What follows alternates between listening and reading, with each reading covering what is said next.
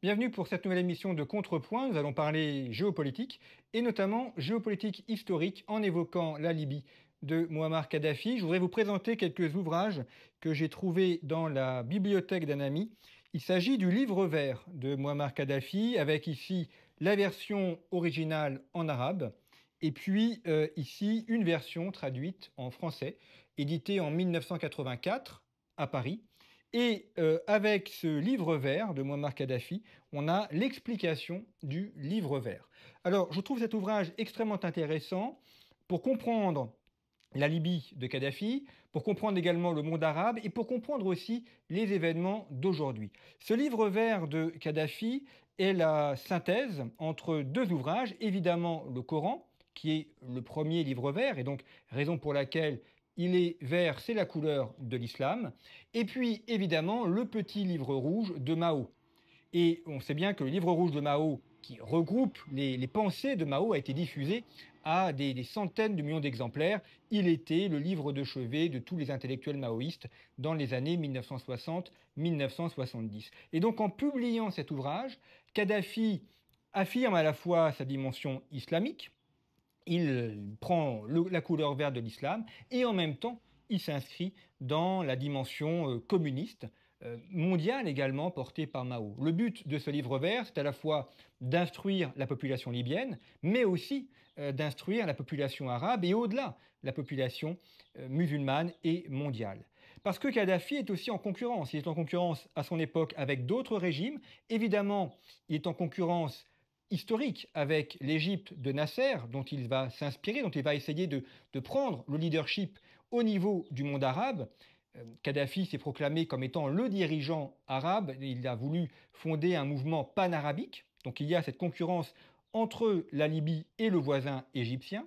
Et puis il y a évidemment le parti Baas.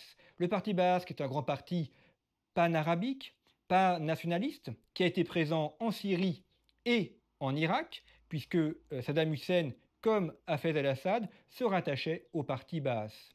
Donc on le voit, une concurrence au sein du monde arabe, une concurrence au sein du monde musulman, alors qui a éclaté aujourd'hui avec le renversement de Kadhafi en 2013 et de Saddam Hussein en 2003 et puis des Assad en 2025, mais malgré tout un humus intellectuel qui demeure. Je vous lis quelques extraits de ce livre vert. D'abord, la table des matières. Elle est très intéressante et étudiée. Première partie, la solution du problème de la démocratie, le pouvoir du peuple. Kadhafi affirme sa volonté de se présenter comme un démocrate en donnant le pouvoir au peuple. On sait bien évidemment qu'il n'en a rien été, puisque la Libye de Kadhafi est un agglomérat de différentes tribus, régime autoritaire, où toutes les oppositions ont été éliminées. Donc, quand on dit le pouvoir du peuple, c'est évidemment purement nominal. Deuxième partie, la solution du problème économique, le socialisme. Effectivement, la pensée de Kadhafi est une pensée socialiste, comme l'est d'ailleurs la pensée du parti Baas, comme l'est également la pensée de Nasser. On a là des mouvements qui ont voulu concilier islam et socialisme, avec une économie dirigée par l'État, pensons notamment aux gisements de gaz et de pétrole en Libye, également la production de céréales, donc un mouvement socialiste inspiré des socialismes européens. On sait que cela n'a conduit qu'à l'appauvrissement de la population. Et puis, troisième partie, les fondements sociaux de la troisième théorie universelle. Je vous lis la quatrième de couverture de cet ouvrage parce qu'il permet de comprendre dans quel état d'esprit on s'inscrit. Voilà ce que nous disent les éditeurs de ce livre.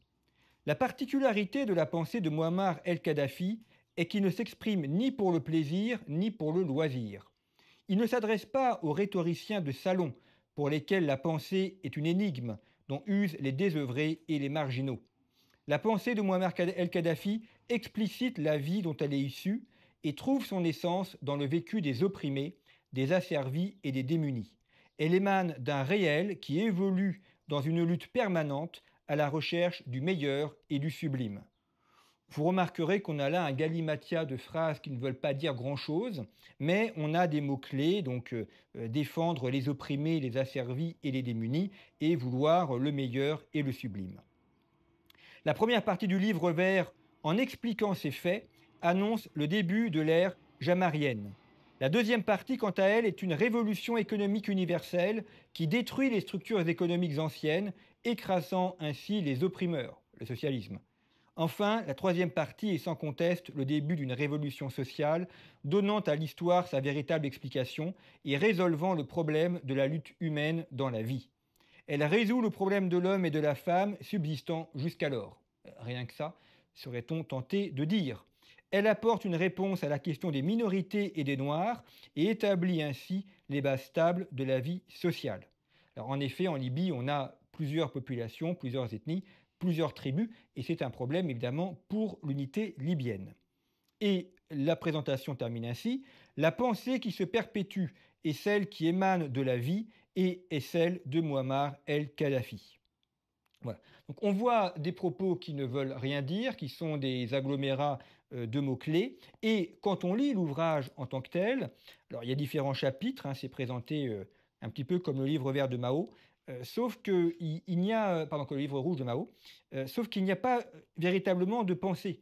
En fait, on n'a même pas d'aspérité sur lesquelles s'accrocher, notamment les pages consacrées à l'économie. Je m'attendais à quelques éléments, peut-être reprenant Rosa Luxembourg ou reprenant quelques propos assez intéressants. En réalité, il n'y a pas grand-chose, hein. C'est un petit peu le creux qui domine.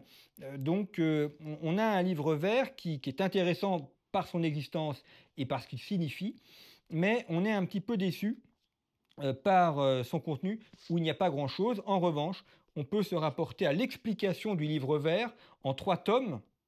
Vous voyez qu'il y a davantage d'explications que de livres verts en tant que tel. Et là, ce n'est pas sans rappeler également la structure même de l'islam, où on a le Coran et où on a les analyses du Coran faites par les juristes.